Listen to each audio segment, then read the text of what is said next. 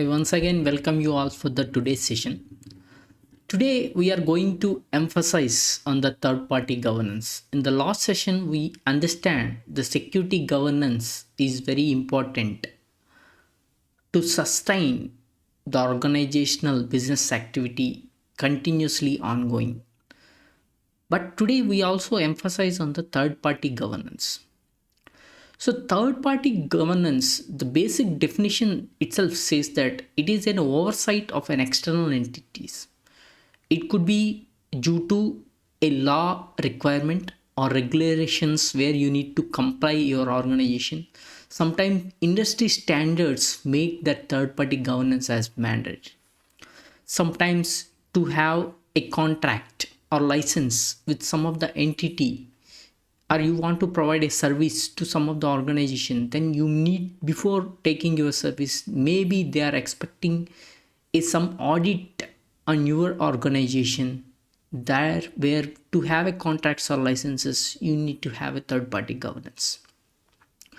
So that's why third party governance is basically taken care by the external auditors or investigators. It is not something like in your own organization people are going to evaluate against certain standards or guidelines. It is an third party entity who is not at all associated with your organization is going to cross check the security aspect of your organization to have a better overview of the security of your organization.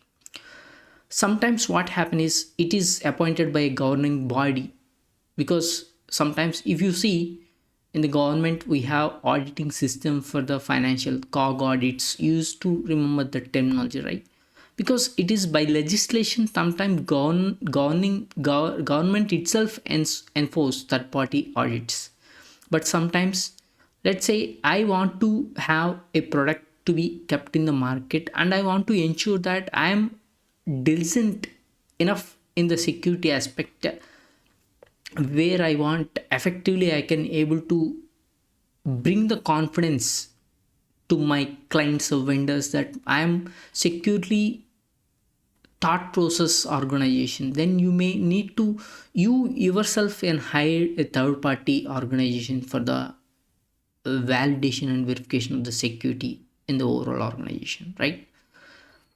So now third party security is also very important things, because see, even in today's, you understand like a lot of organizations are getting dependent on third party vendors or service providers. Let's take an example like that. Every organization will try to give the security requirement, physical security or something, maintenance or tech support or accounting. These are the some of the critical activities associated with the organization, commonly outsourced as a service, right? So now when you are trying to indulge a outsourced service as part of your organization, then those third party also must align with the organization security policies, because they are taking the very sensitive entities, sensitive data. Sometimes as part of their requirements they may tend to access. Let's say if some people are trying to look after the security of your organization, they definitely have the necessity to access certain critical data associated with your organization. In that particular case, those third parties who are trying to provide services has to be, before getting contract get signed, they should be audited. So their third party audit of the vendors and service providers is very essential. They should comply with your security policy of the organization, because see, as we all understand, like security policy is something like vision, goal, and how I want to have my organization's security, and this is the minimalistic what I am expecting. So those all can be automatically get into complying when it is aligned with your organization security policy, right? So why it is important is, if let's say you are taking support of some outsourced service and those outsourced service providers are not diligent enough to have security, then it will induce additional risks and vulnerabilities, which ultimately impact your business, right? So that's why third party security and oversight is very, very important in the overall security. Then these third party governance is sometimes happens, as I shared, like you need to have compliances where you need to have some audits. So ensure third parties meet security requirements, regulations, and such that they are almost at the same level or minimum expectations what your organization is expecting, those try to be met by the third party vendors. So generally these kind of third party audits have happens in different ways. One of the ways on site assessment, because when you physically go into the organization you have the clear picture, like direct evaluation of security measures which is right now in place in their organization, in the third party outsourced service organization. You can have the clear understanding. And sometimes when you try to do the audit, you should always try to take against do these audits against a benchmark framework like COVID. It is like control objective for information related technologies, so it will have a checklist. Just having validated against a which is a standard frameworks like COVID will makes the doing compliance checks very easy, right? So that is what I am saying, like auditors will follow defined protocols and requirements based on the checklist, and then they will try to assess the how your organization is compliance against the given regulations, right? And in overall this third party governance and all this auditing, documentation plays very important role, right? And also in the whenever you are trying to have someone is going to audit, bring transparency, because people always have a notion like if someone is going to audit means it is not their job to find the issues. They are indirectly helping your organization to know what are the weaknesses in your organization which need to be effectively tackled. So the transparency is very important. Both the organization and the governing body who is looking after this audit must engage in a open document exchange. If you clearly, if you completely keep all documents and how you are going to implement security, keep in front of the audit bodies such that you will get have a transparency, right? And clarity in compliance. So what we are expecting, so what is the organization must understand all security requirements what they tend to have, that clarity has to be there. And reporting, submit security policies and self assessment reports for review. If someone is going to audit, then definitely you can have your own security policy. You try to share the security policies with the governing bodies. And if you have a self assessment reports where you had been done using a third party audit services, submit those assessment reports for review. So now the another aspect is alignment. Ensure agreement on compliance expectations, reducing uncertainties and unrealistic demands. What I mean is, before going into the contract something, ensure agreement on compliance expectation. What I am expecting when I want to give a service, a third party outsource, I want to outsource a certain service to a third party, what I am expecting. So that expectations has to be very clearly exchanged between both who want to take the service and who is providing. So later point of time you can't get an argument like that, okay, this is what I am expecting, this is how it end up. You should not have a blame game. So ensure agreement on compliance expectations. What I am expecting, this is what I am expecting, this is how this much of level stringent security, you should be come up with clear idea and picture, right?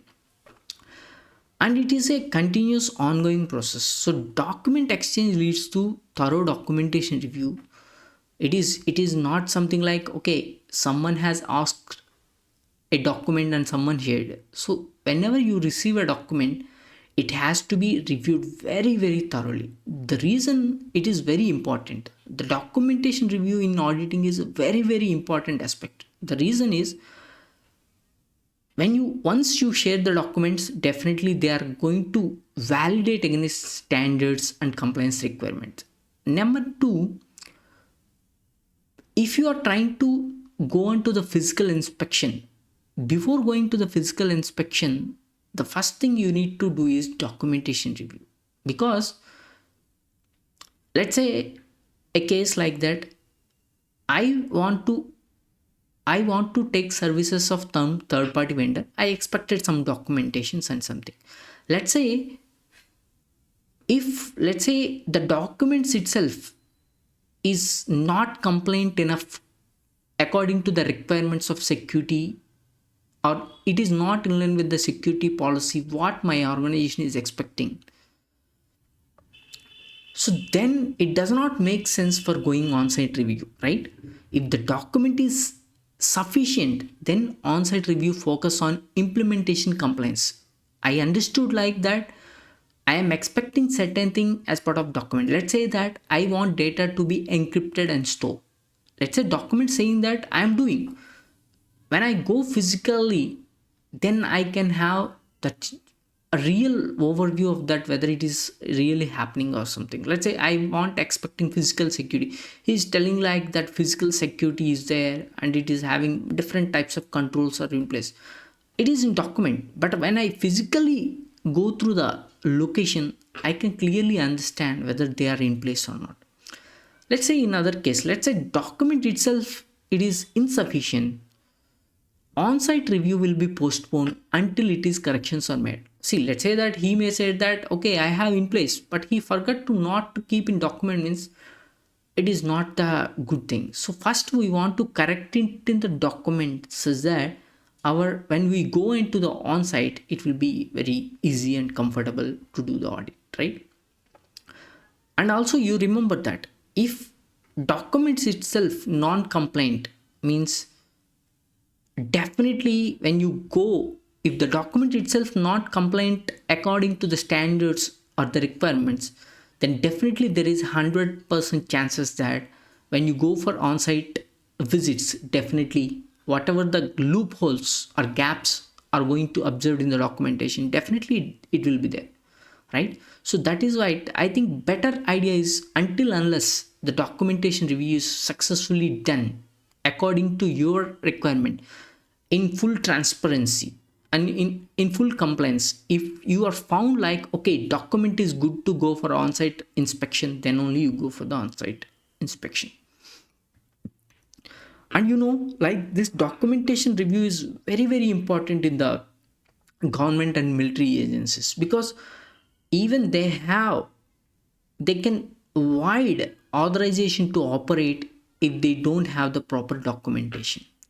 So complete documentation will help to retain ATO or obtain a temporary ATO. So maintaining authorization, if they want to operate, a vendor has to operate in the government or military agencies, they need to have undergo a stringent document sharing with the corresponding who is you are offering the services. If you don't want to, if you are not enough to provide every document requested by the government and military agencies, they will have the chance to completely revoke your ATO, right? So that's why it is required. Sometimes what happens is they will expect, they will, let's say an issue, they will expect like give in within time period.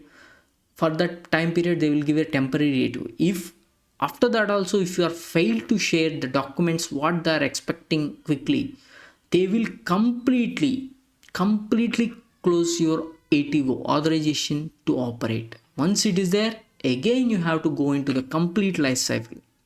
It is very stringent checks will be there, full documentation on-site compliance review, and everything has to be go from the start to end again. That's why whenever you are working in the defense or military or government sectors, whenever a document has been requested, If you are to whom you are providing service, they are requesting, it is good to share the document at the earliest in the best clarity and transparency. Otherwise, you may lose to have ATOs.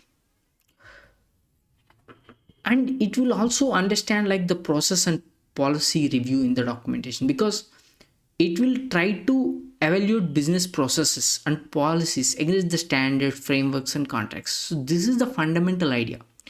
Whenever you share some document, it will be evaluate against the business processes and policies. What are the standards you are expecting to have that vendor? What is the against what framework you want to validate? So these are the things.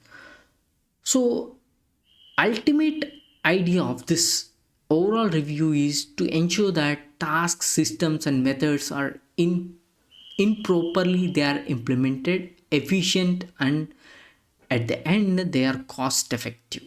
See, why you will do all this thing, you want to have a better security at the end of the day, which is not impacting the cost.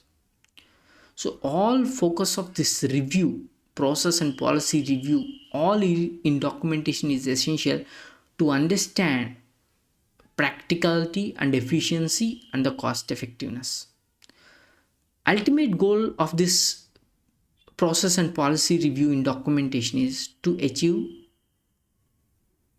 reduced vulnerabilities and managing the risks. So that's why risk management involves assessing, addressing, and mitigating risks through policy reviews. If you find any problem in the shared document, you can understand the challenge and you can tell that these are the mitigations we are expecting. It could be for internal audit, or if you are doing for third party audit your vendor service, what are the clear mitigatings also can be provided so that overall risk can be nullified. And so, of course in the security you can't achieve the risk, you can't eliminate risk 100%, but minimize the chances of having a risk.